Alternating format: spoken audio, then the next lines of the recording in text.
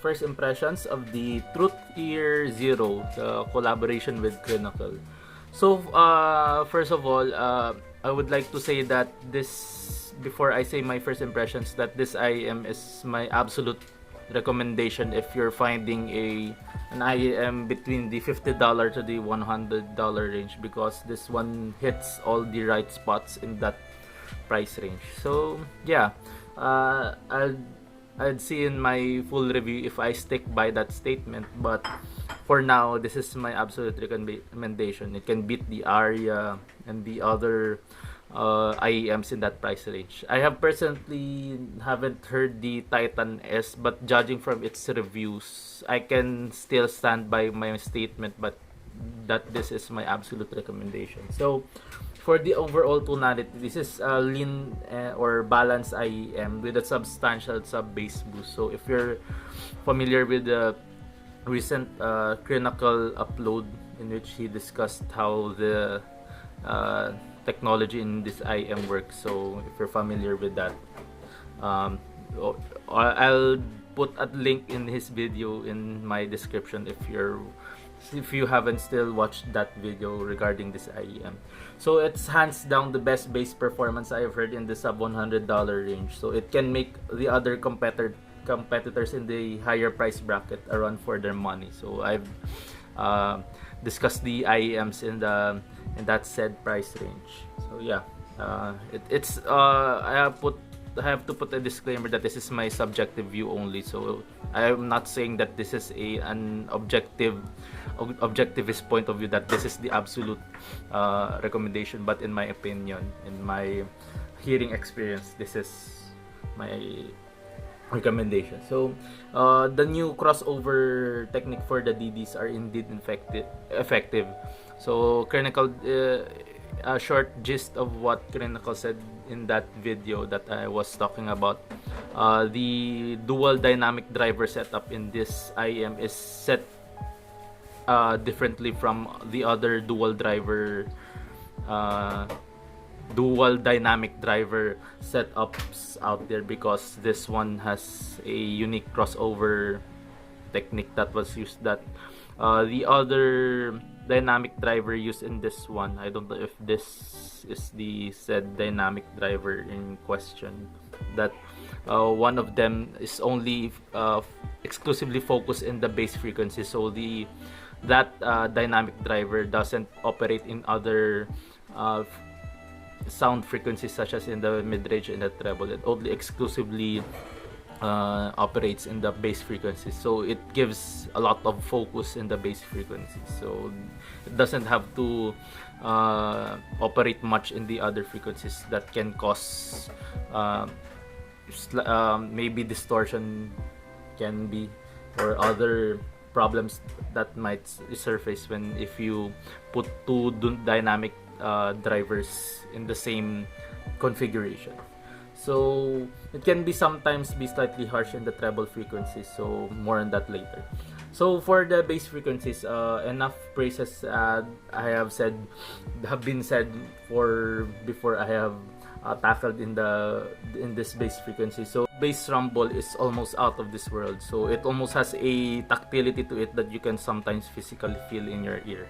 So the mid bass isn't exactly left out, but much more emphasis is put in the sub bass frequencies. So every bass hit attacks and decays with great accuracy, but it greatly hits you with each one of them. So if you're familiar with metal music, with those double bass punches, it's really something else. It's something that you should hear for yourself. It cannot be exactly put into words if I were to say about it in this video. So the said elevation of the bass isn't exactly an issue, so it doesn't muddy up the entire frequency thanks to the new DD crossover technique used in this set. So I have mentioned it earlier.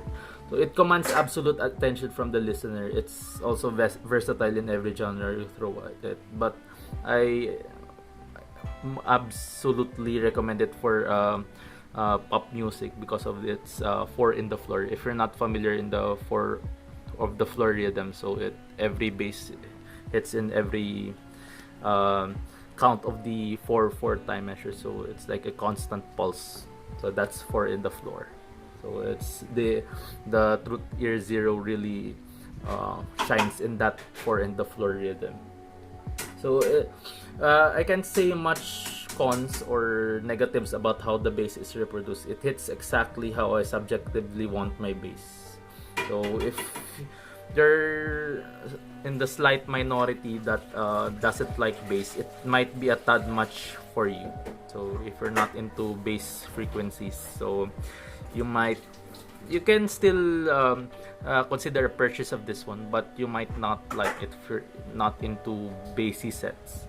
So for the mid-range, it has a linear presentation to it. So both vocals and instruments are rendered at a great resolution and clarity, but lacks body, especially in heavier music, rock or metal.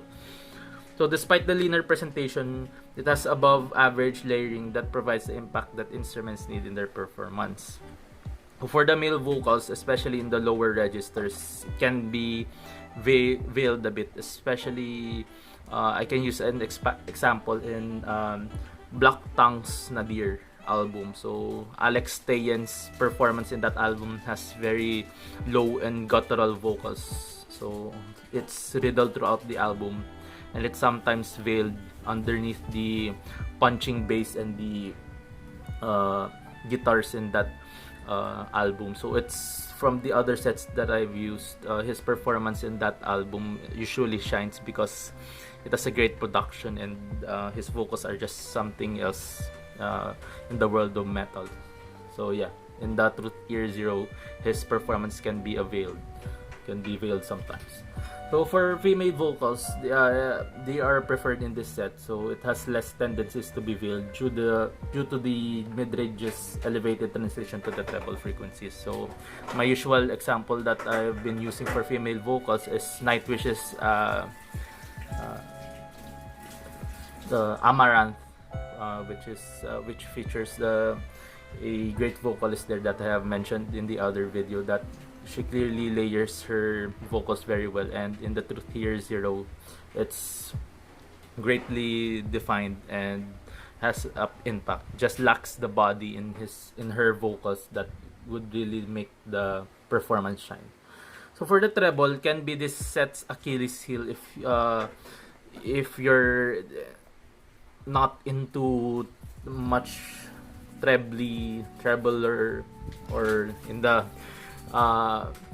more technical sense, a harsher treble frequency. If you're not into that, so it can be a downside to you. So it has the tendency to be harsh and sibilant at times, especially in cymbal focused mixes. So my example for this one is Behemoth's The Satanist and The Apostasy. So in both albums, they have a questionable mixes to them that has greater has a weird cymbal resonance to them that kind of makes the performance in some IEMs really harsh. So I use those albums to test the harshness and sibilance of the IEM. So it kind of I cannot say flop, but it can be a harsh listen sometimes for those albums. So yeah, so it has great body and shimmer, but the aforementioned harshness can be sometimes distracting. So it has average treble extension, by treble extension I mean in the upper or extreme treble frequencies. So it has just the ample amount to make instruments breathe amidst the great sub-bass boost. So for the Soundstage and Imaging, it's not an in-your-face presentation. So both Soundstage and Imaging are of good regards, especially in its imaging capabilities. So the aforementioned average good treble extension, so in the extreme treble frequency, so its ample extension really helps with the imaging of this IEM. So the Soundstage is not cavernous, just like in 𝗵𝗐 releases, but has just the right amount of height and width to let all the frequencies play with one another. So yeah, that's my first impressions of the Truthear Zero. So stay tuned for its full review soon. So thank you, and Goji out.